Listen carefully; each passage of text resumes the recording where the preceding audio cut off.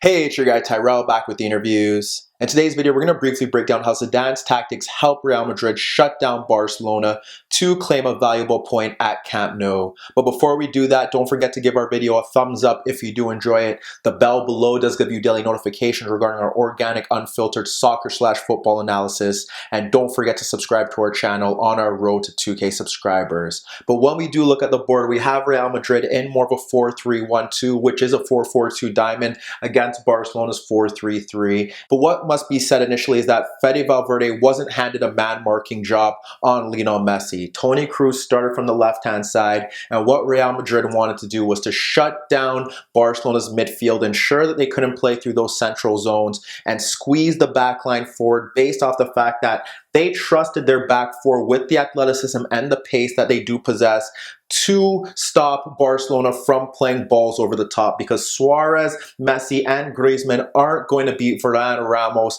Mendy, or Carvajal in a foot race. So they could squeeze up higher up the pitch, shut down the midfield because it is 4v3, and ensure that Barcelona's center backs couldn't get on the ball to build attacks from the back. And how did they do that? Well, what we end up seeing here is, like I said, they have that midfield advantage because you can have Bale and Benzema stepping to the center backs. If Rakitic tries to drop off deeper, Isco does step towards him. You have Valverde ahead of De Jong, closing him down. You have Kroos ahead of Sergio Roberto. And then you have Casemiro as the spare man in midfield to sweep up if one of his teammates did step out of position. With that being said, you have Suarez ahead of the center backs occupying Varane and Ramos. You do have Griezmann in more of a narrow role ahead of Carvajal. And then you have Messi, who also started the game in more of a narrow role ahead of Mendy, but he did have the option of dropping off to the touchline to receive the ball. But what we end up seeing here is how Real Madrid were looking to close down Barcelona from the front. And initially what we did see was that midfield battle set in stone.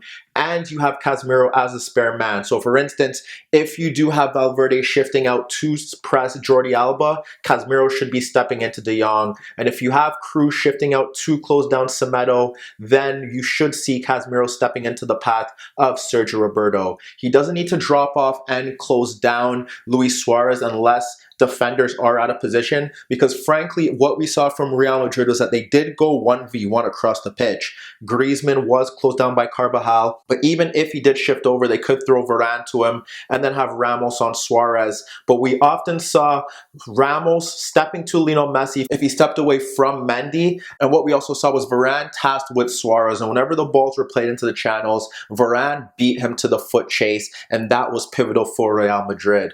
The other factor that we can look into is we saw Gareth Bale, who should have technically been closing down Longley, often shifting off a bit deeper to ensure that Jordi Alba couldn't get forward. And that's what often led to Casemiro becoming pivotal, because what ended up happening was that when they did press high, it was Valverde looking to close down Longley, and that's when Casemiro would step forward to close down Valverde's man in De Jong. So when you do look at it and you assess it, Barcelona are closed down from the back, and their only spare man there is Ter Stegen, because if you even go out to Semedo, like I said, you could have Mendy shift ahead and push forward and then leave Ramos with Lionel Messi. And Real Madrid weren't fearing that 3v3 battle. And when you really look at it, you have to question how Barcelona were able to create chances. They did find avenues to play through this press, and we have to assess that because it does highlight Real Madrid breakdowns. But for the most part, Real Madrid did a good job in closing down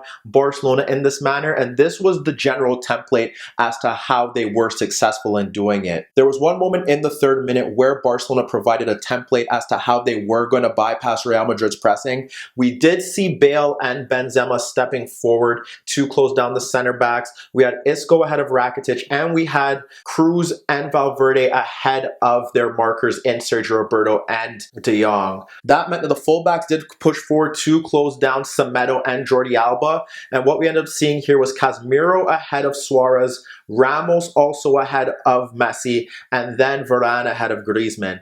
What Ter Stegen ended up doing there was he fizzed the ball into the path of Luis Suarez, who did drop off Casemiro to receive the ball, and he ended up playing it back into the path of Sergio Roberto, which pulled out Toni Kroos, and Roberto played the pass into Messi, who dropped off Ramos, was able to cut centrally away from Isco, looking to close him down, and he located the run of Jordi Alba, breaking in behind the Real Madrid defense. What ends up happening there is that he plays that long ball across into the path of Jordi Alba, and Luis Suarez was making a run off Casemiro towards the box. So when Jordi Alba gets that ball, he ends up playing it across goal, but Suarez couldn't get onto it, and that was a great example as to how Ter Stegen could play a key role in helping Barcelona bypass Real Madrid's press. However, we did see good phases of Real Madrid showing that they were organized and disciplined. One in particular did see Valverde step to Lenglet, and he instantly slid the ball out to Jordi Alba, who was closed down by Bale.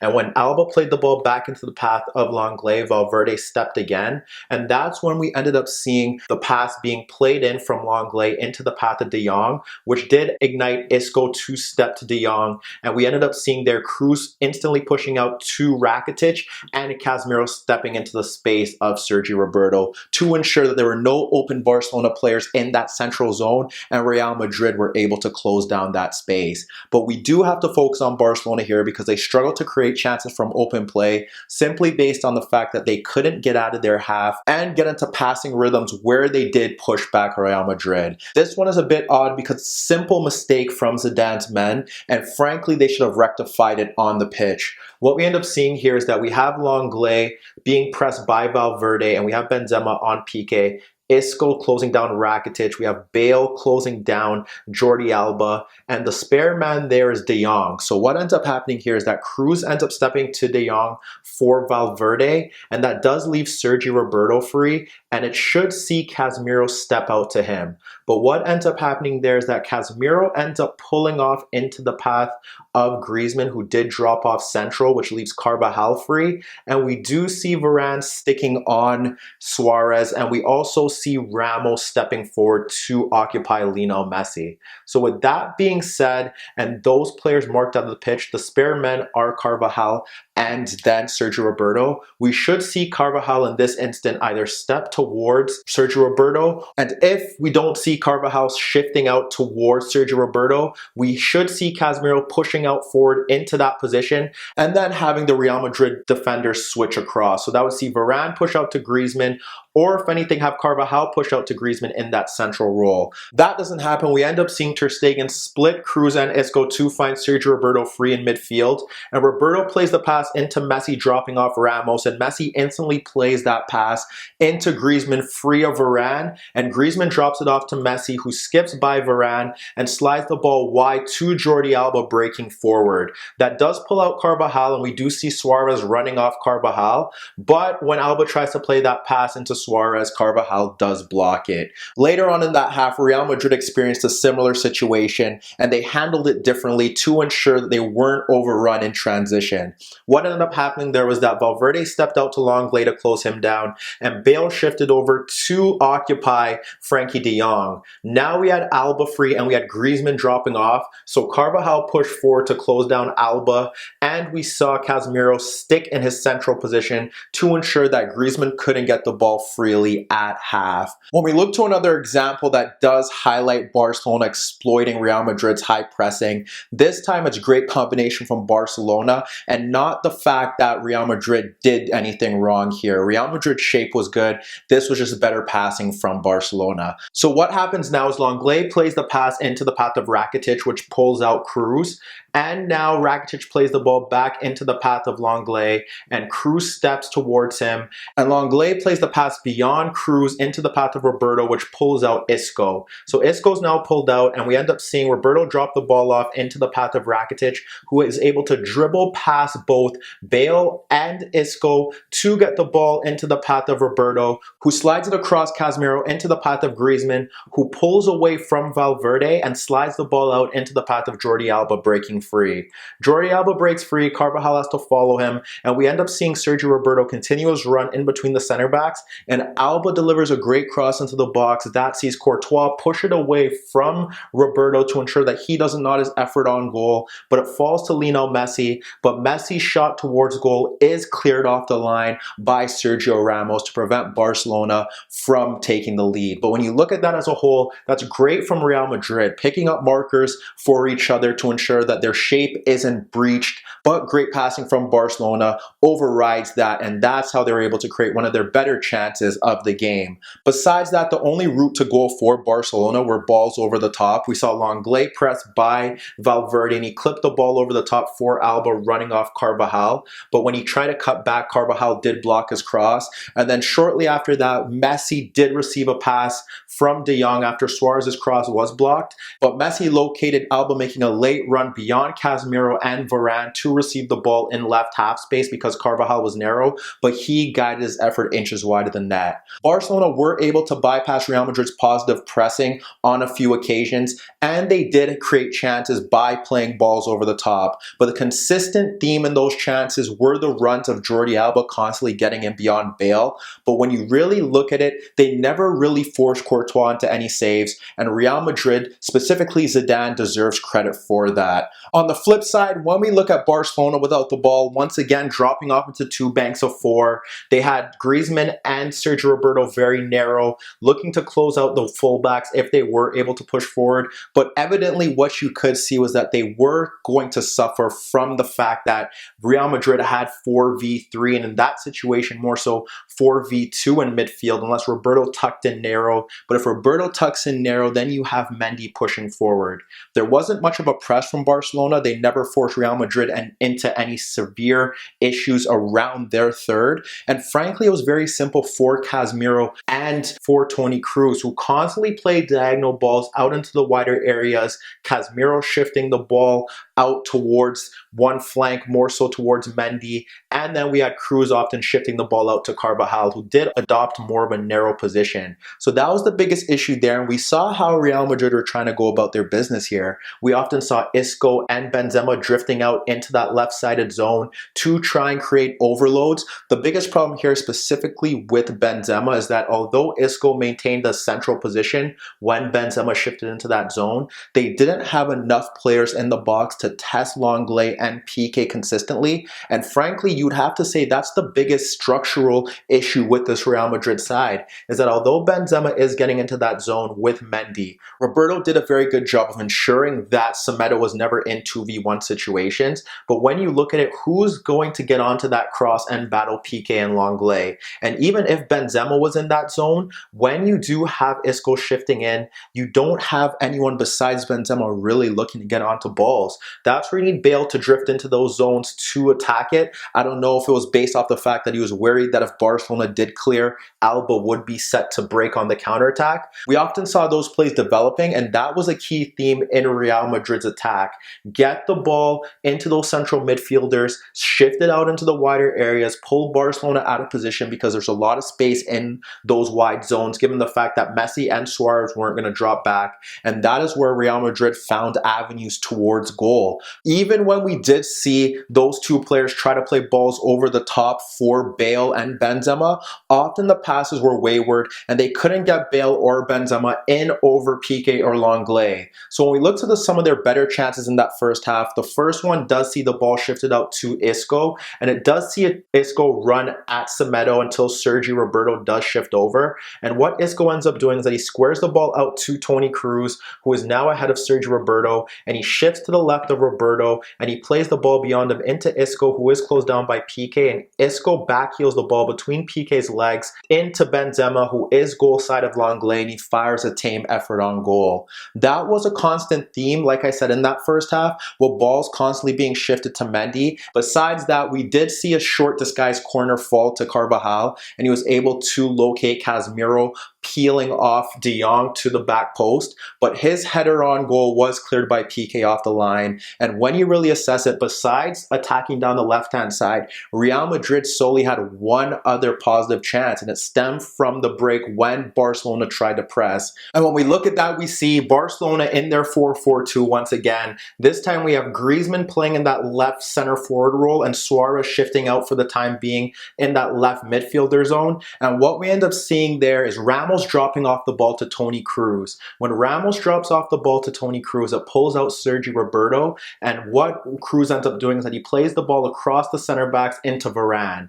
We have Griezmann stepping towards Varane, and we have Suarez bullishly pushing forward towards Varane, and it's so simple for Varane. Varane slides the ball across Suarez into the path of Carvajal, who's now free to run at Jordi Alba. Which should also be noticed that Valverde was ahead of Rakitic, and he ended up shifting between the lines to get into space. And what Carvajal ends up doing is that he splits De Jong and he splits Alba to find Valverde receiving that ball between the lines. And we also see Benzema making an intelligent run in between Alba and in between Lenglet. What Valverde ends up doing now is he slides the ball to Benzema, breaking down that right channel. And when Benzema receives it, he tries to deliver across into the box for Isco, breaking across goal with Semedo. But Ter Stegen does well to kick the ball away from danger, but it ends up falling into the path of Casemiro ahead of Rakitic, and he fires a low effort on goal that Ter Stegen is forced to push away from a corner. But when you really assess it, that is perhaps the reason why Barcelona don't press that high anymore.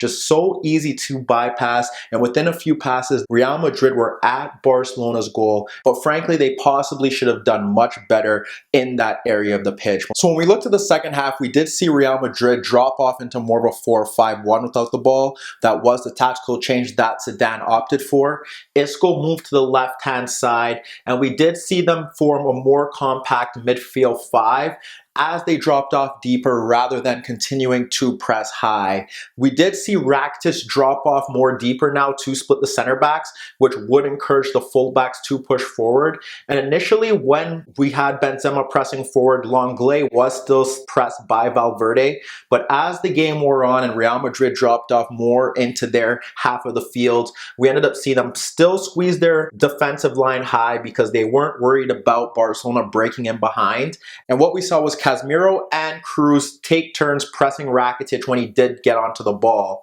But besides that, this did help Real Madrid in one aspect, because when we saw Messi shift out to that right-hand zone to get on the ball, we often had Isco and Toni Kroos shift over to help Mendy to ensure that Messi wasn't in a 1v1 with Mendy looking to cut in. Still, Barcelona had the same issues. The front three weren't combining. Suarez was virtually anonymous.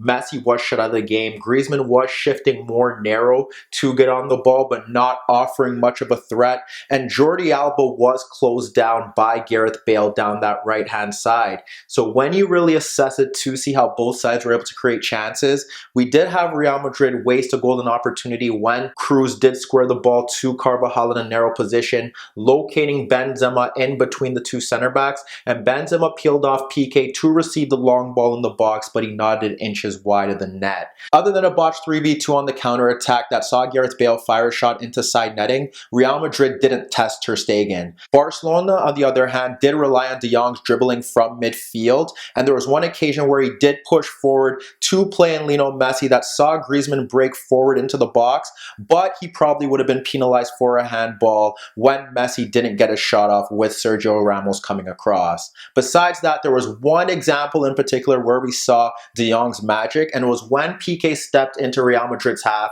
with Kroos stepping, and he ended up poking the ball into the path of De Jong, who skipped beyond Kroos, and with Casemiro stepping forward, we ended up seeing Vidal being pressed by Ramos, who was stepping forward as well, and De Jong was able to split Ramos, Vidal, and Valverde and Casemiro to find Suarez ahead of Varane, and Suarez instantly played the ball back into the path of De Jong, continuing his run into the box before he was closed down by Ramos coming across and Mendy, and De Jong fired a tame effort on goal. Both managers looked to their bench but didn't really change the impact of the game. We saw Vidal come on, which pushed Sergio Roberto to right back and Semedo coming off, and we saw Ansu Fati come on for Griezmann, whereas Real Madrid turned to Rodrigo and and Luka Modric to close out the game. But when you break down the game as a whole, Zidane won the tactical battle here. His setup disrupted Barcelona. He ensured that they couldn't play through midfield, and he cut off the supply line to Messi, Suarez, and Griezmann, who were quiet throughout. Barcelona struggled to create chances, barring their moments of brilliance where they're able to bypass Real Madrid's pressing. They never really had a sniff of it. De Jong did improve their chances to get into the goal tally later on in that second half, but when you really assess it, Courtois was rarely tested. On the flip side, Real Madrid had a legitimate route to goal down the left-hand side, and although Mendy's crosses didn't connect with his teammates and they never really created those overloads, it seemed like they knew how they were going to get their goal and when they were going to get it. Whereas when you look at the way that they did counterattack, frankly, Benzema wasted a golden opportunity in that second half, and Gareth Bale possibly should have finished that 3v2 if Valverde played in that initial pass. But let me know what you guys think. Who do you think is better suited to win La Liga? Will it be Madrid or Barcelona? And when you really assess this game, do you think Valverde can lead Barcelona to silverware this season? Meet me in the comments below. Don't forget I upload videos every day, and don't forget to subscribe to my channel. And if you like this video, make sure to give it a thumbs up. And that was your daily dose of the interviews.